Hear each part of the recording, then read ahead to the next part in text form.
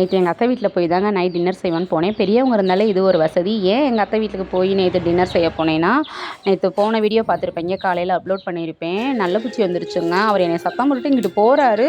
இப்படி சைடு வாக்கில் வீடியோ தான் எடுத்துக்கிட்டு இருந்தேன். இங்கிட்டு திரும்பி பார்த்தா பூச்சிங்க. சரியான நீளம் கருநாகம். ஐயோ, எனக்கு அப்படியே கையும் உள்ள காலும் விடலை. சேரில் உட்காந்த மணிக்கு கத்திக்கிட்டே கிடக்குறேன்.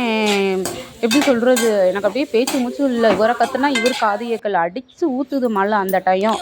அப்புறம் எந்திரிச்சு இந்த கடை டேபிள் இருக்கு இல்லையா, அது மேலே ஏறி உக்காந்துக்கிட்டேன். அப்புறம் பார்த்தா ஒரு பையன், ஐயோ என் வெயிட்டு தாங்காமல் அந்த டேபிள் உடஞ்சா என்ன செய்யறதுன்னு. அப்புறம் எப்படியோ கத்துல ஓடியாந்துட்டார். வெறும் சுற்றி பார்த்தாரு. எனக்கு வேறு பயம், அந்த மரம்லாம் வெட்டி கிடக்கா, அதுக்குள்ளே போய் அடைஞ்சா என்ன செய்யறது அப்படின்ட்டு. கீழேயும் கால் வைக்க பூசிச்சு. சரி நீ கிளம்பு அங்கே போ அப்படின்ட்டாரு. சரி அங்கே போய் தக்காளி கூட்டு வச்சுருவோம் அப்படின்ட்டு தான் அங்கே போய் கிளம்பி போயிட்டேன். இப்போ தக்காளி கூட்டு தாங்க ரெடி பண்ணிக்கிட்டு இருக்கேன். அத்தை எல்லாமே அரிஞ்சு கொடுத்துட்டாங்க. நான் ஜஸ்ட்டு தாளித்து மட்டும்தான் ஊற்றுறேன். அவள் என் தங்கச்சி இட்லியெல்லாம் ஊற்றி ஒரு பக்கம் வச்சுட்டா.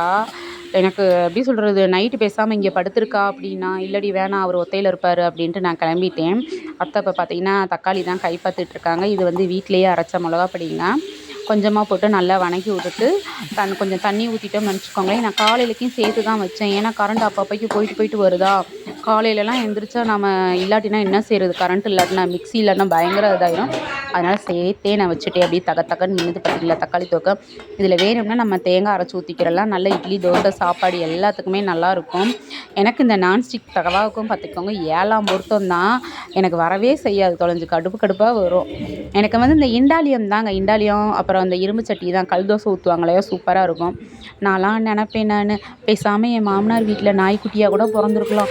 அப்படி கவனிப்பாருங்க நாய்க்குட்டியை. நிற்கட்டும், ஒரு நாளைக்கு நம்மளும் வாங்குவோம். என்ன கருப்பாக இருக்குது, எப்போ வெள்ளைக்காரி ஏன்ப்பா கருப்பாக தெரியுறா? Okay right. ஆண்டவனுக்கு இருண்டதெல்லாம் பேயின்ற மாதிரி எனக்கு கீழே என்னத்தை தட்டுப்பட்டாலும் பூச்சி மாதிரியே தெரியுது. ரோசே ஒன்றுமே தெரியலப்பா. காரு மட்டும்தான் என் கண்ணுக்கு இப்போதைக்கு தெரியுது. கரண்ட் வரவும் காரு பக்கம் நல்லா பளிச்சுன்னு தெரியுதே, சூப்பர்.